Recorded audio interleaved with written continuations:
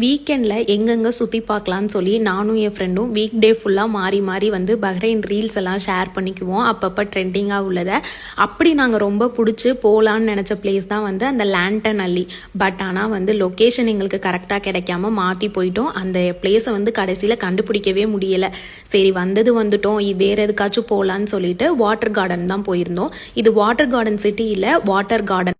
நம்ம கூகுளில் water garden போட்டு மட்டுமே போனால் நமக்கு லொக்கேஷன் கரெக்டாக கொண்டு போய் அங்கே விட்டுரும். இதுக்கு வந்து என்ட்ரன்ஸ் வந்து 300 ஃபில்ஸ் பெர் ஹெட்.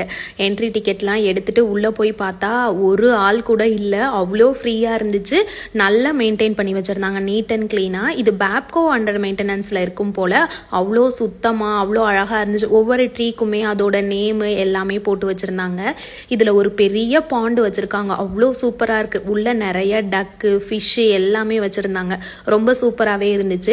இந்த மாதிரி பிரிட்ஜ் செட்டிங்லாம் போட்டு வச்சிருந்தாங்க. நீங்கள் ரீல்ஸு ஃபோட்டோ ஷூட்லாம் எடுக்கணும்னா கண்டிப்பாக இந்த பிளேஸை விசிட் பண்ணி பார்க்கலாம். என்ன ஒரு 5 to 6 4 to 5 இந்த மாதிரி டைமிங்கில் போனால் நமக்கு நல்ல கிளாரிட்டியாக சூப்பராக இருக்குது. நாங்களுமே போனதுக்கு வந்து 4-5 ஃபோட்டோஸ் எல்லாம் எடுத்துகிட்டு அப்படியே வீட்டுக்கு வந்தாச்சு.